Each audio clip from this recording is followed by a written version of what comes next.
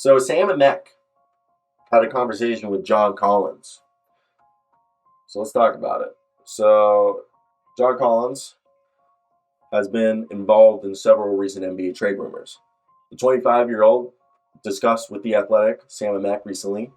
There are differences between the trade season experience and many that came before it. For starters, there's the uncertainty that he knows so well that the Hawks' new norm these days. They have a veteran coach whose future in the front office is very tenuous.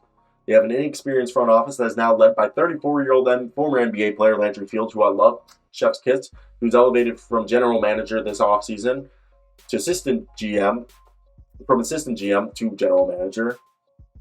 He went, and then he was led to basketball operations. And Trae Young has had a weird season on and off, and he's long-term plans, but as Collins, the Hawks have long known that Collins wants a change of scenery. He's fine with it. Most notably, his hefty contract. He's $78.5 million combined owed after the season, including a player option in 2025-26. Has had a struggle, but it's because he's the fifth option now, and he's averaging 13.5 points while shooting 22.5% from 3-on-3.5 attempts.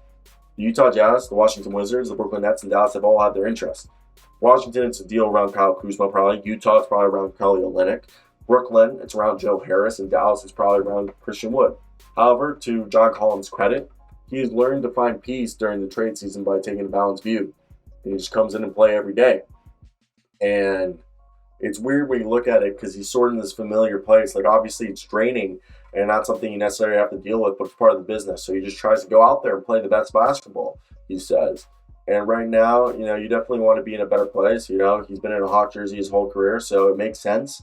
But it's a transitional period. You don't know. There's a whirlwind of things happening. Different teammates every single year, and enormous amount of teammates. He's had 3 coaches, and he said it's calm in the business world of basketball, but a lot of hopes, dreams, and careers come crashing down. And he's very fortunate, and he knows he's fortunate there. But it's weird being in a limbo state because you're just seeing whatever happened, and he literally has no control because he could be here for another week, for another 2 to 3 years. Who knows? And he says he doesn't give a damn what happens. He just comes to play basketball every day, and that's what I like, okay? You saw with Kevin Durant, he begged for a trade, and Brooklyn's like, nah. And I'm not saying I'm like Kevin Durant, but the mentality, you can say whatever you want, you can make a pop scene, you can do whatever, and it don't matter.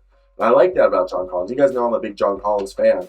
And I think that it's cool to see that he's just trying to wake up, play ball, and let it be, okay?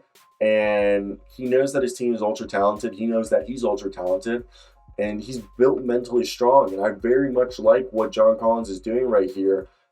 I think, and I like what he says, is that he feels like this is a team that no doubt in his mind, with the same way that right now they're not playing how they want, but that they can come in, complete, and have ultimate faith in this team to do what they need to do, come out on a night-to-night consistent basis and try hard as hell to make it. It's hard to do, but breaking it down, adding a big-time playmaker like DeJounte Murray into the squad, it's the assimilation into who we are, what we want to be as a team, and where we can go.